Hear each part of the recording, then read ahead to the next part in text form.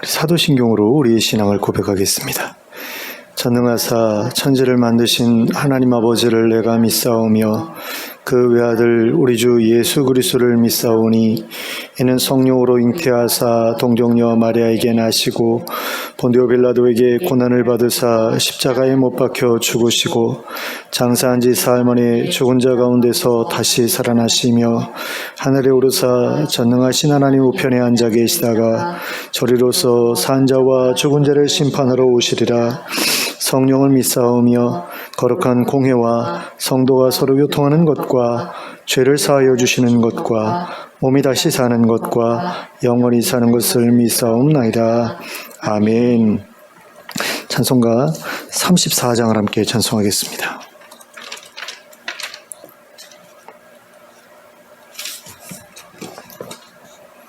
찬송가 34장입니다.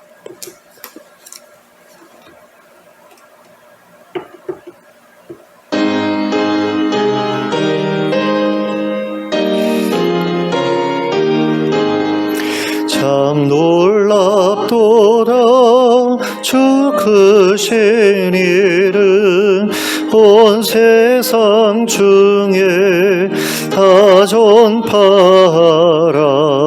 주 예수 이 세상 다스리시니 그 높으신 이름 참 영화롭다. 주 능력으로 늘 보호하고 늘 우리 곁에 함께 계시네. 그 보좌 앞에서 큰 물이 모여 구속하신 주를 찬양하리라. 저 보좌 앞에 앉으신 주께 큰 소리 높여 영광 돌리세.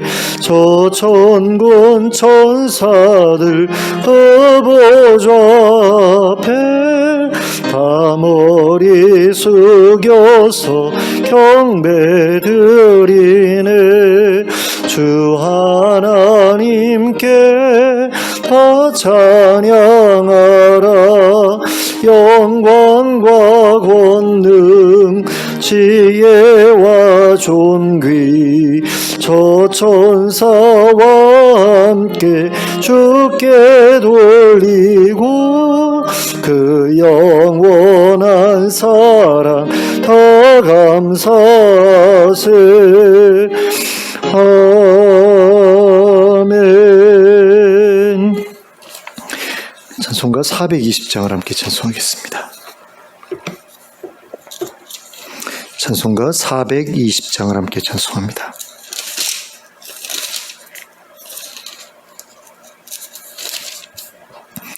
찬송가 420장 찬송하겠습니다.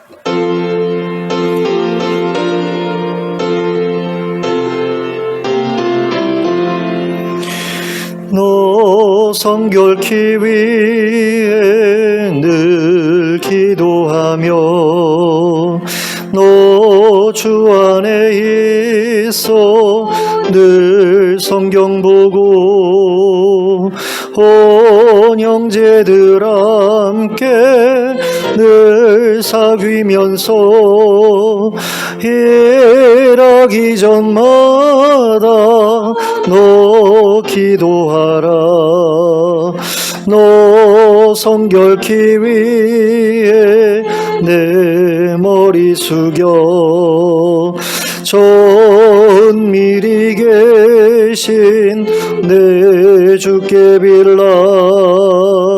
주 사귀어 살면 주 닮으리니 널 보는 이마다 주 생각하리.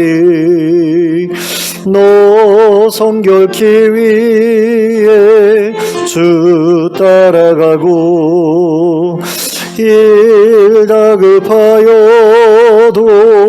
당황치 말고 참 즐거울 때나 또 슬플 때나 너 주님만 믿고 늘 따라가라. 너 성결케 위해 늘 기도하며 내 소원을 주께 다 맡기어라. 너 성령을 받아 주 섬겨 살면 저 천국에 가서 더 잘 섬기리. 아멘. 오늘 우리에게 주시는 하나님의 말씀은 사도행전 11장 19절부터 30절까지의 말씀입니다. 사도행전 11장 19절부터 30절까지를 함께 합독하도록 하겠습니다. 시작. 그때에 스데반의 일로 일어난 환난으로 말미암아 흩어진 자들이 베니게와 구브로와 안디옥까지 이르러 유대인에게만 말씀을 전하는데 그 중에 구브로와 구레네 몇 사람이 안디옥에 이르러 헬라인에게도 말하여 주 예수를 전파하니 주의 손이 그들과 함께 하심에 수많은 사람들이 믿고 주께 돌아오더라. 예루살렘 교회가 이 사람들의 소문을 듣고 바나바를 안디옥까지 보내니 그가 이르러 하나님의 은혜를 보고 기뻐하여 모든 사람에게 굳건한 마음으로 주와 함께 머물러 있으라 권하니 바나바는 착한 사람이요 성령과 믿음이 충만한 사람이라. 이에 큰 무리가 주께 더하여지더라.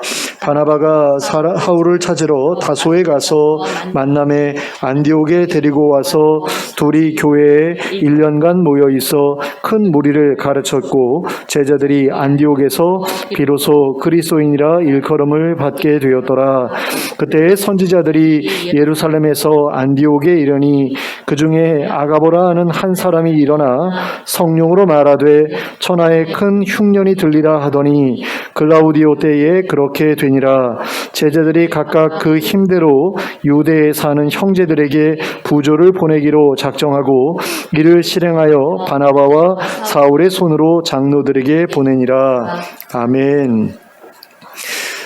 우리가 앞서 살펴보았던 것처럼 스데반 집사의 순교와 함께 시작된 박해는 예루살렘 교회의 성도들을 유대와 사마리아로 흩어지게 했습니다. 그리고 그렇게 흩어진 사람들 중에 한 사람이었던 빌립 집사는 사마리아로 가서 복음을 전하여 큰 열매를 거두었습니다. 그런데 그렇게 흩어진 사람들 중에는 유대와 사마리아를 넘어 베니게와 구브로와 안디옥처럼 예루살렘에서 아주 멀리 떨어진 곳까지 갔던 사람들도 있었습니다. 그리고 그들은 그곳에 있던 유대인들을 대상으로 복음을 전하기 시작했습니다.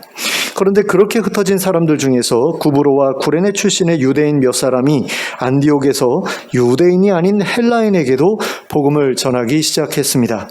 그런데 이 사람들이 고넬료의 집에서 일어났던 사건을 알고 있었는지 그렇지 않았는지는 우리가 알 수 없습니다. 하지만 이들은 땅끝까지 이르러 내 증인이 되라고 하신 예수님의 명령을 유대인에게만 복음을 전해라 라는 뜻으로 말씀하신 것이 아니라고 생각했습니다. 그래서 그들은 헬라인에게도 복음을 전해야겠다고 생각했던 것 같습니다. 그리고 이들이 헬라인에게 복음을 전하기 시작했을 때 주의 손이 그들과 함께 하셨습니다. 여기에서 주의 손이 그들과 함께 하셨다는 것은 그들을 통해 기적이 일어났다는 것을 의미합니다. 그들이 손을 얹고 기도했더니 사람들의 질병이 떠나가고 귀신도 떠나갔다라는 그런 의미라고 볼 수 있다는 것입니다. 이렇게 하나님께서는 그들이 전하는 복음이 참되다는 사실을 헬라인들 앞에서 분명하게 증거해 주셨고 또한 복음을 전하던 사람들에게도 헬라인들에게 복음을 전하는 일이 잘못된 일이 아니라는 사실을 분명하게 증거해 주셨습니다. 그리고 그 결과 많은 헬라인들이 주께로 돌아오게 되었습니다. 그리고 이러한 소식은 예루살렘에 남아있던 사도들에게 전해졌습니다. 그리고 이 소식을 들은 사도들은 바나바를 안디옥으로 보냈습니다. 그래서 그곳에서 어떤 일이 일어나고 있는지를 확인하고 동시에 그들에게 필요한 것들을 채워주게끔 하였습니다. 이것은 마치 빌립 집사를 통해 사마리아 사람들이 주께로 돌아왔을 때 베드로와 요한이 직접 그곳으로 가서 빌립 집사를 도와주었던 그 일을 생각나게 합니다. 그러므로 바나바는 분명 베드로와 요한이 사마리아에서 했던 것과 동일한 사역을 감당하도록 안디옥에 파송되었던 것이 분명합니다. 그렇게 안디옥에 보내진 바나바는 그곳에서 하나님의 은혜를 보았습니다. 하나님께서 그들에게 베풀어 주신 은혜의 결과를 보았다라는 겁니다. 그래서 그는 크게 기뻐하면서 모든 사람들에게 굳건한 마음으로 주와 함께 머물러 있으라고 권면했습니다. 여기에서 바나바가 그들을 향해 굳건한 마음으로 주와 함께 머물러 있으라고 말한 것을 보면 그들이 처해 있었던 상황이 믿음을 지키기에 쉽지 않았던 상황이었음을 알 수 있게 됩니다. 이것은 오늘날의 선교지에서 일어나는 일들을 생각해 보면 쉽게 이해할 수 있는 일입니다. 그들은 자기 조상 때부터 믿어오던 종교를 버리고 하나님을 섬기기로 시작함으로써 그들의 가족들로부터 심한 핍박을 받게 되었을 것입니다. 그러므로 그들 중에는 예전에 믿었던 종교로 돌아가는 사람들도 적지 않았을 것입니다. 그래서 바나바는 그렇게 흔들리기 쉬운 상황에 있었던 그들의 믿음을 굳건하게 붙잡아 주고자 했습니다. 그리고 안디옥 교회는 그런 바나바의 사역을 통해 계속해서 성장해 갔습니다. 그런데 안디옥 교회가 그렇게 급속하게 성장할 수 있었던 이유에 대해 본문 24절에서는 이렇게 설명하고 있는 것을 볼 수 있습니다. 24절 말씀입니다. 바나바는 착한 사람이요 성령과 믿음이 충만한 사람이라 이에 큰 무리가 주께 더하여 지더라. 자, 큰 무리가 주께 더하여 졌는데 그 이유는 바나바가 착한 사람이었고 성령과 믿음이 충만한 사람이었기 때문이라는 것입니다. 이것은 교회를 성장하게 하는 요인이 무엇인가에 대한 중요한 설명이라고 할 수 있습니다. 물론 안디옥 교회가 성장할 수 있었던 첫 번째 이유는 바로 주의 손이 함께 하셨기 때문이었습니다. 하나님께서 표적을 통해 복음의 참됨을 증거해 주셨기 때문이었다라는 것입니다. 그런데 그 다음에는 바나바라는 교회 지도자의 특별한 면모가 그 교회의 성장을 이끄는 데 있어서 굉장히 중요한 역할을 했던 것을 볼 수 있습니다. 바나바가 착한 사람이었다는 것, 그래서 사람들이 그를 신뢰할 수 있었고 또한 좋아할 수 있었다는 것이 바로 그 교회에 사람들이 모일 수 있게 해주었던 이유가 되었습니다. 그런데 바나바는 또한 성령과 믿음이 충만한 사람이었습니다. 여기에서 성령이 충만했다는 것은 성령의 열매가 풍성했다는 의미로 볼 수 있습니다. 그러니까 성품이 좋았다라는 의미로 볼 수 있다라는 거죠. 그러니까 성품이 좋다, 성령의 열매가 풍성하다, 착한 사람이다라는 거 다 같은 이야기라고 볼 수 있는 그런 이야기입니다. 그러나 이것은 또한 성령께서 주신 은사들이 그를 통해 풍성하게 드러났다는 것으로도 이해할 수 있습니다. 성령께서 주신 능력과 권세로 많은 표적과 기사를 행했다는 것으로 이해할 수 있다라는 것입니다. 또한 그는 믿음이 충만한 사람이었습니다. 이것은 그가 하나님을 잘 믿는 사람이었다는 것으로도 이해할 수 있지만 하나님께 신실한 사람이었다는 것으로도 이해할 수 있습니다. 하나님께 충성스러운 사람이었다라는 것으로 볼 수 있다라는 이야기입니다. 이처럼 바나바는 착한 사람, 신뢰할 만한 사람, 좋은 성품을 가진 사람, 성령의 능력으로 충만했던 사람, 그리고 하나님께 충성스러운 사람으로 볼 수 있었던 그런 사람이었습니다. 그리고 안디옥 교회는 이러한 면모를 지닌 바나바의 리더십으로 인해 크게 성장할 수 있었던 것입니다. 그런데 이처럼 훌륭한 지도자로서의 면모를 지니고 있었던 바나바였음에도 불구하고 그에게는 살짝 부족한 부분이 있었습니다. 그것은 바로 성경에 대한 깊이 있는 지식과 그것을 전달하는 능력이었습니다. 그는 좋은 성품을 가지고 있었지만 그런 성품을 가지고 있는 사람들이 대체로 그러하듯이 치밀함이나 꼼꼼함이 부족했던 것 같습니다. 그래서 그는 그리스도에 대한 구약 성경의 풍성한 증언들을 체계적으로 그리고 깊이 있게 가르치는 데에 어려움을 느꼈던 것으로 보입니다. 갓 믿음을 가지게 된 사람들을 가르치는 데에는 전혀 어려움이 없었지만 그들의 신앙이 성장해감에 따라 하나님의 말씀을 더 깊이 배우고자 하는 그들의 갈망을 채워주는 일에 버거움을 느끼게 되었던 겁니다. 그래서 그는 자신을 도와 성도들에게 하나님의 말씀을 깊이 있게 가르쳐 줄 만한 사람이 있었으면 좋겠다고 생각하게 되었습니다. 그리고 그때에 떠오른 사람이 바로 사울이었습니다. 사울은 유대교의 양대 학파 중 하나인 힐렐 학파에서 가말리엘이라고 하는 탁월한 학자의 가르침을 통해 랍비가 되었던 사람이었습니다. 그러므로 바나바가 힘들어했던 부분을 채워주기에 가장 적합한 사람이었던 것입니다. 게다가 사울이 살고 있던 다소는 안디옥에서도 그리 멀지 않은 곳에 있었던 곳이었습니다. 그래서 바나바는 몸소 다소로 가서 사울을 찾아가지고 안디옥으로 데리고 왔습니다. 그리고 그와 함께 1년 동안 많은 무리들을 가르쳤습니다. 여기서 1년 동안이라는 기간을 특별히 언급하고 있는 것을 보면 두 사람이 안디옥 교회에 파송을 받아 선교지로 나가게 되었던 것이 바로 그 1년이 지난 직후였으리라는 것을 미루어 짐작할 수 있습니다. 딱 1년 동안 함께 사역하고 그 다음에 이제 의견이 갈라져서 의견이 갈라진 게 아니죠. 선교 파송을 받아서 이렇게 다른 지역에 가서 복음을 전했던 그런 일을 했다라고 볼 수 있다라는 겁니다. 그러니까 갈라졌던 건 이제 나중에 선교여행 두 번째 갈 때 갈라진 거고, 그 전에 이제 선교여행 갈 때까지가 이제 1년 정도 걸렸다, 이렇게 볼 수 있다는 겁니다. 그리고 이 기간 동안 제자들은 주변 사람들로부터 그리스도인이라는 이름으로 불리어지게 되었습니다. 그런데 이 일은 그들에게 있어서 굉장히 중요한 의미를 지닌 일이었습니다. 왜냐하면 이전까지만 해도 제자들은 유대교 밖에 있던 사람들로부터 유대교에 속한 사람들이라고 인식되어 왔기 때문입니다. 그러니까 예수님의 제자든 아니든 뭐 상관없이 다 그냥 뭉뚱그려서 유대인 이렇게 생각했다라는 거죠. 왜 그랬느냐? 유대교 밖에 있었던 사람들은 유대교인들과 예수님의 제자들의 사이에 무슨 차이가 있는지 전혀 알지 못했던 거죠. 둘 다 똑같이 하나님을 믿는 사람들이었고 둘 다 똑같이 안식일을 지키는 사람들이었습니다. 그러므로 유대인들과 뭔가 다른 것 같기는 했지만 유대교의 분파 중 조금 유별난 분파일 뿐이지 유대교인 것은 마찬가지가 아니냐, 이런 식으로 이제 봤다라는 거죠. 그런데 이때로부터 사람들은 유대인과 그리스도인들을 구분할 수 있게 되었다라는 겁니다. 그리고 이것은 제자들이 사울의 가르침을 받게 된 이후로부터 시작된 일이었습니다. 사울은 안디옥에서 제자들을 가르치는 가운데 유대인의 신앙과 자기들의 신앙이 어떻게 다른지를 분명하게 구별해서 가르쳤습니다. 이런 거죠. 유대인들은 아직까지 메시아가 오지 않았다고 믿지만 우리는 이미 메시아가 오셨다고 믿는다. 또한 유대인들은 메시아를 모세와 같이 하나님께 특별히 선택된 사람이라고 믿지만 우리는 메시아를 하나님의 아들이라고 믿는다. 또한 유대인들은 하나님의 아들을 거절하고 십자가에 못 박아 죽였지만 우리는 그분이 무죄하게 죽임당하셨고 다시 살아나셔서 하나님 보좌 우편에 계시다고 믿는다. 그리고 그분은 반드시 다시 오셔서 대적들을 심판하시고 하나님 나라를 완성하실 것이라고 믿는다. 이렇게 가르쳤다라는 겁니다.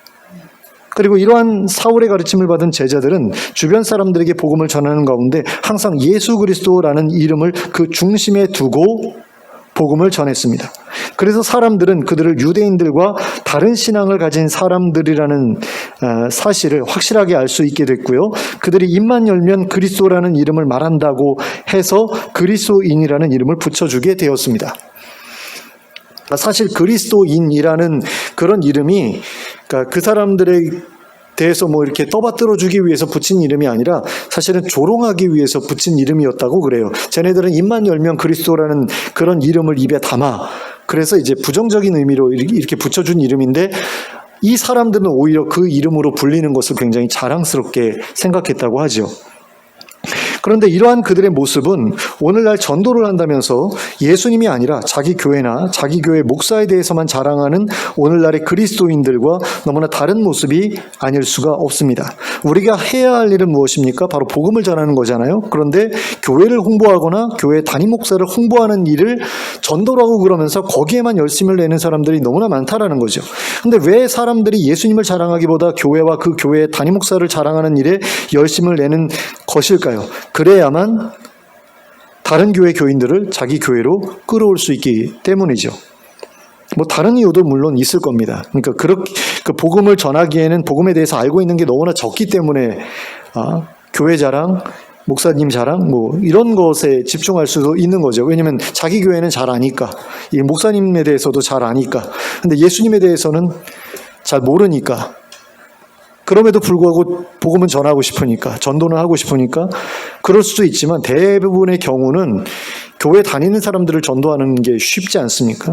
그러니까 이단들도 보면은 교회 다니는 사람들을 위주로 전도를 하잖아요. 근데 교회에서도 이미 다른 교회 다니고 있는 사람들을 전도하는 게 더 쉬우니까 그렇게 전도를 한다라는 거죠. 그러니까 이단이나 기독교나 사실 그 기성교회나 별로 그렇게 차이가 없는 모습들을 많이 보게 되고요. 그런 모습을 볼 때마다 굉장히 마음이 좀 안타깝게 생각이 되는데요.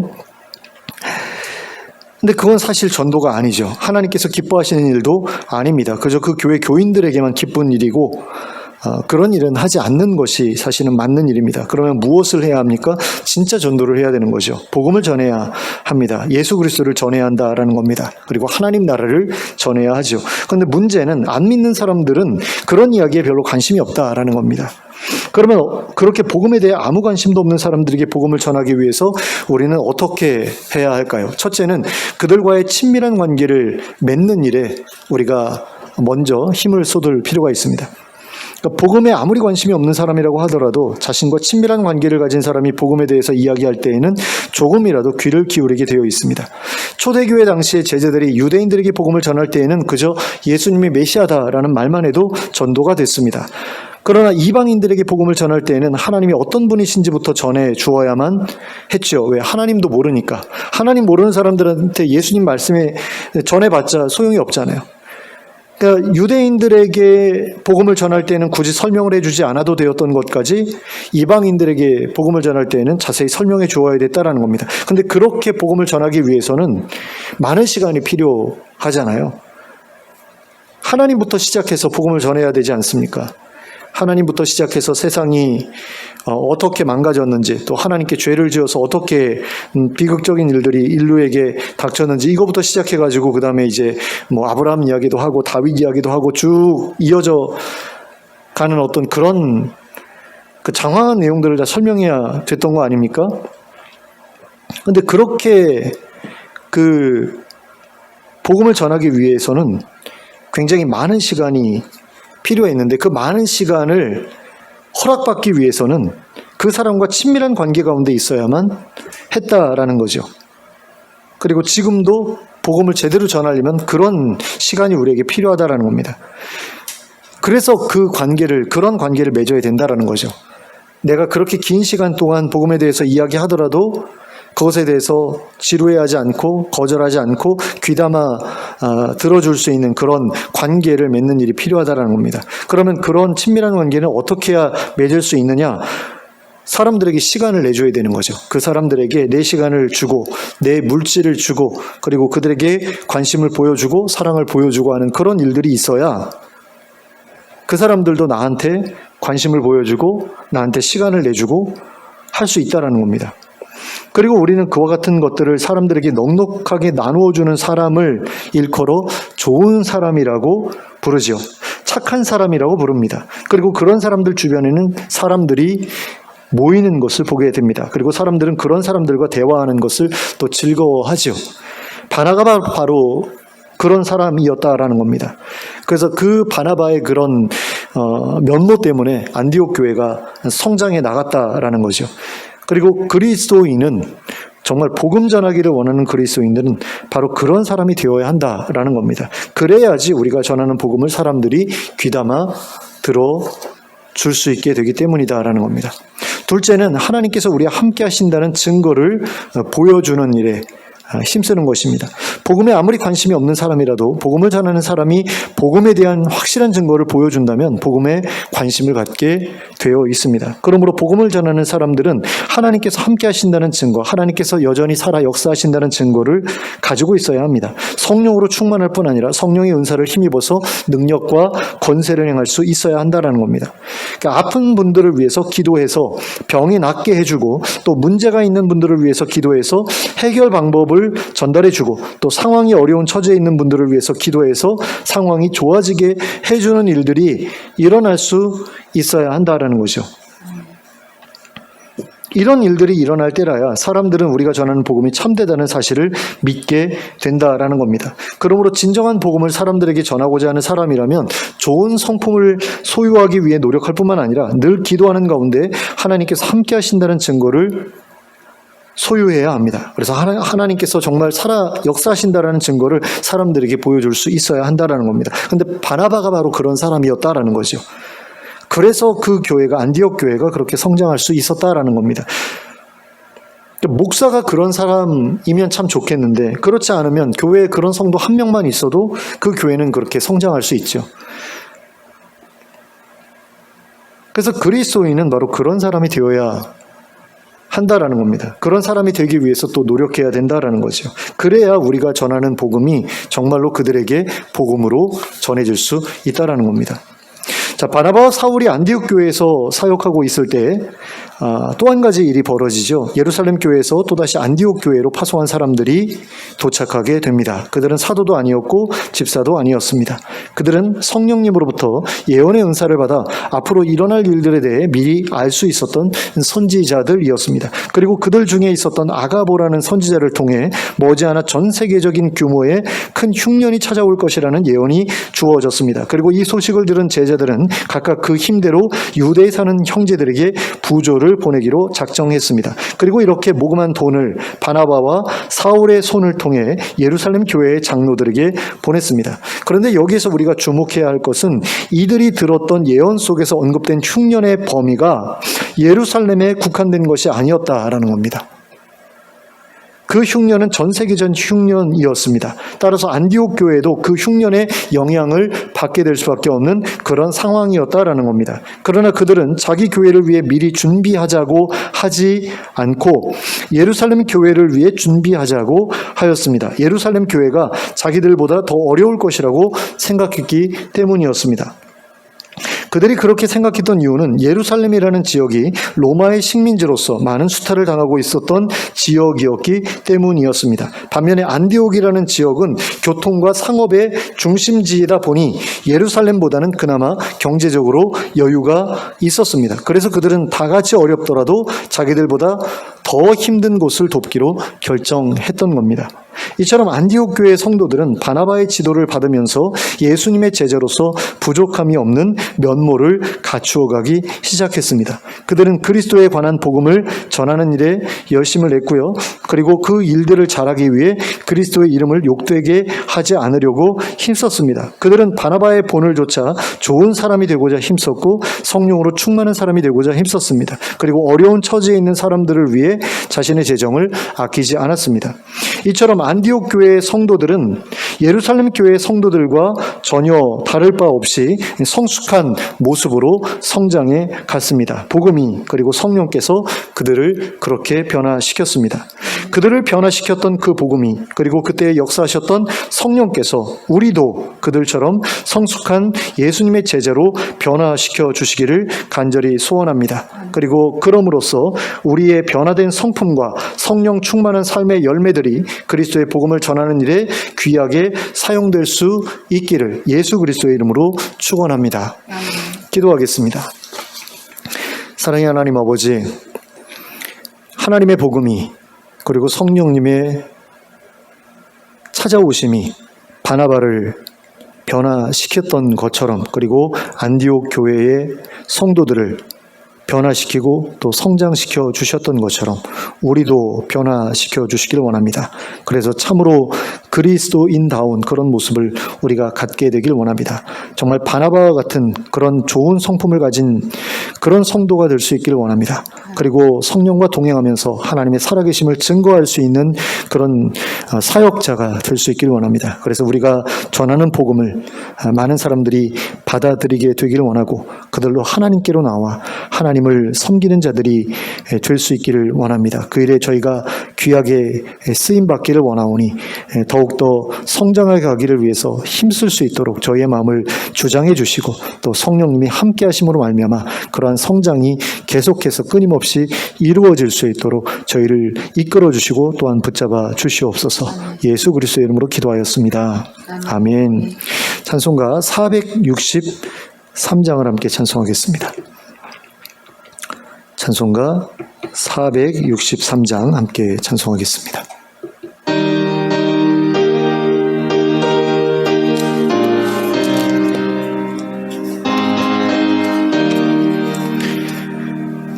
신자 되기 원합니다.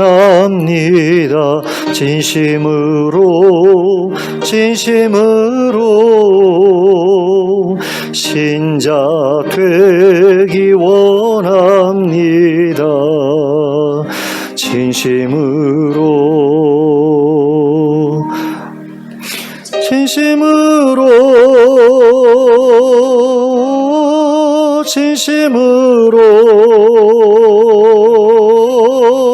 신자 되기 원합니다. 진심으로 사랑하기 원합니다. 진심으로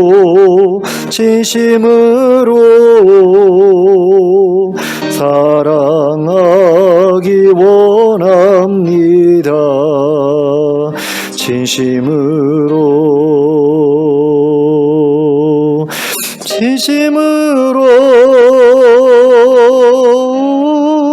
진심으로 사랑하기 원합니다. 진심으로 거룩하기 원합니다. 진심으로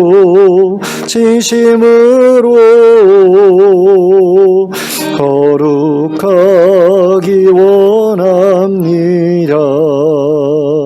진심으로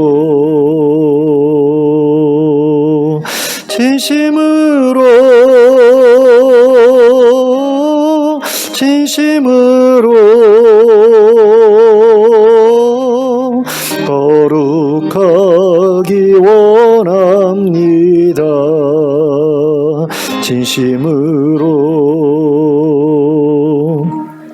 예수 닮기 원합니다. 진심으로 예수 닮기 원합니다. 진심으로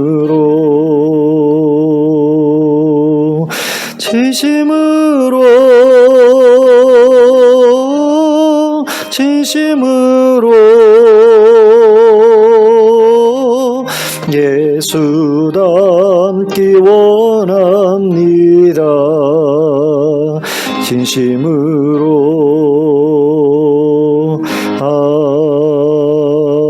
아멘. 주님 가르쳐 주신 기도로 예배를 마치겠습니다. 하늘에 계신 우리 아버지여, 이름이 거룩히 여김을 받으시오며 나라가 임하시오며 뜻이 하늘에서 이루어진 것 같이 땅에서도 이루어지이다.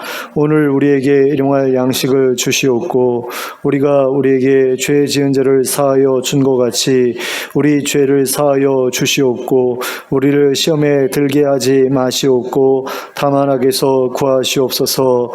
나라와 권세와 영광이 아버지께 영원히 쌓옵나이다. 아멘.